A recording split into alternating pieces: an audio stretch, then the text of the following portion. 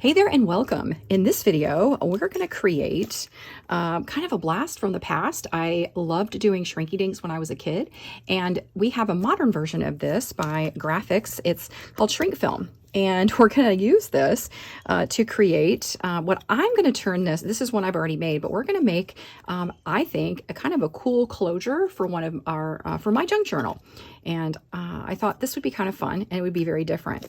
So what you're going to need is some shrink film. I prefer the matte, so I'm going to use a sheet of the matte. There are different, there's different ones that are available. There's like white, and I think there's a clear, but I've used this one. It's my favorite. And then a straw and a pair of scissors. This is a book awl. I'm going to use that to poke the hole that I need.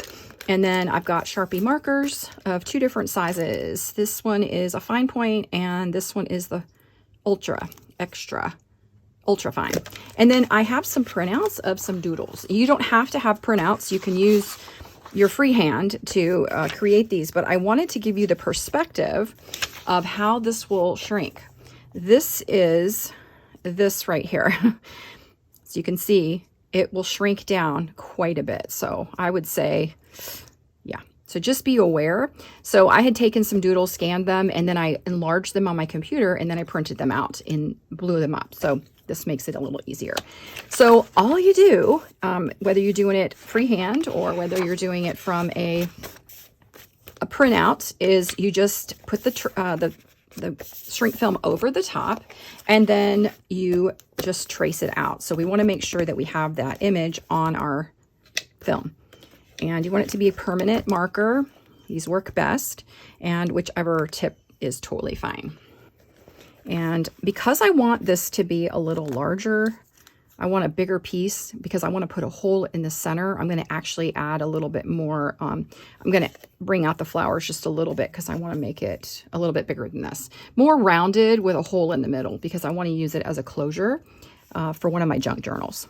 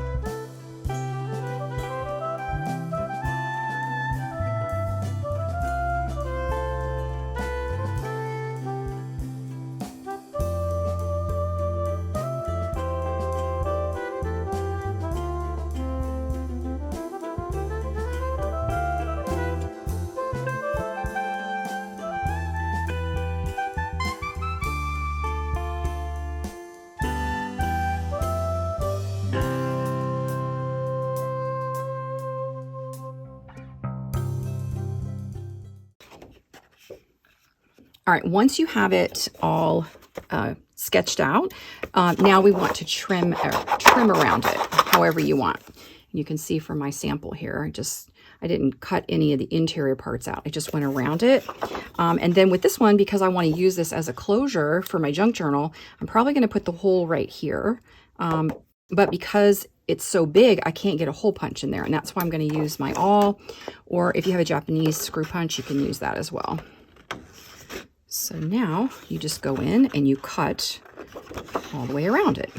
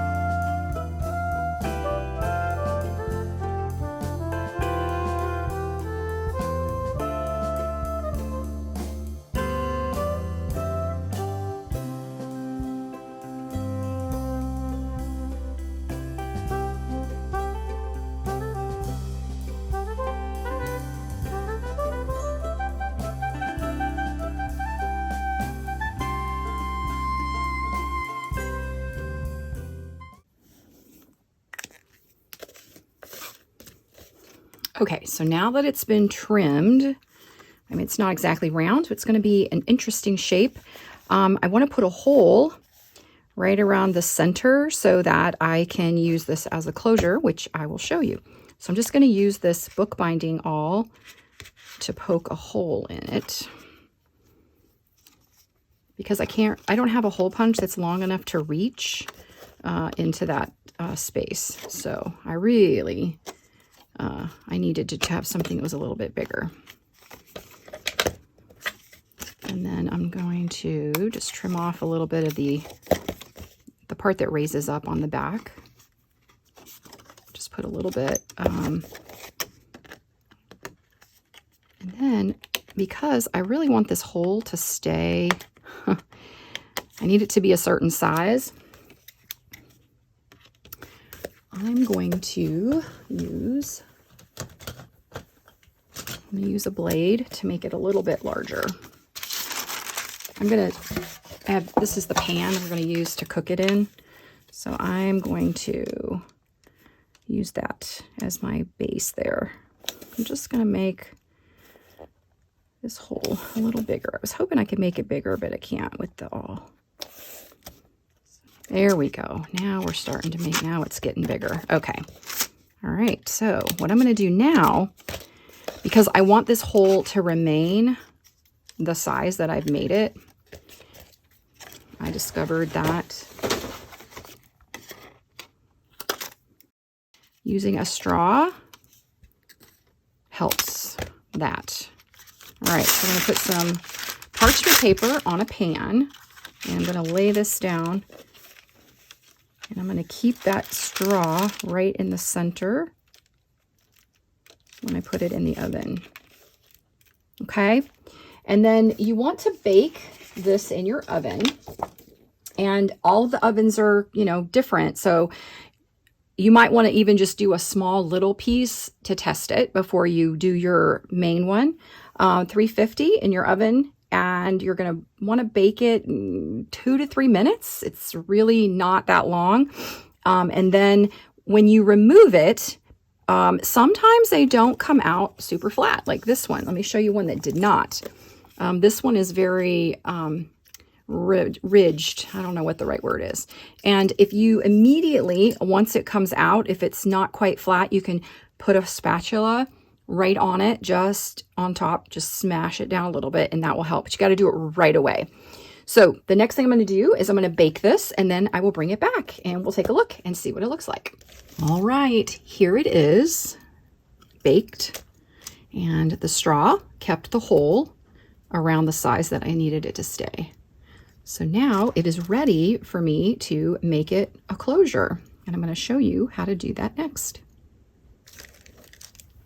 All right, next I'm going to use some Sorry ribbon, and I've got my junk journal here, and I want to put this as a closure now on the journal. So I was gonna go with pink, but I think I'm gonna use this darker kind of mottled cream and black, which I think will look really nice with the contrast here of this. All right, so we're gonna come up through the bottom. I'm just gonna redo that. Okay. So the ribbon's gonna come up through the bottom to the top of my closure here. And I'm gonna tie a knot in the top, and then just pull it back down and then trim it. There we go. All right. Now I have this is a hole punch, so I'm gonna just do this is a 1/4 inch punch, approximately where I want it to go. And then I'm going to put the ribbon now down through the hole to this side.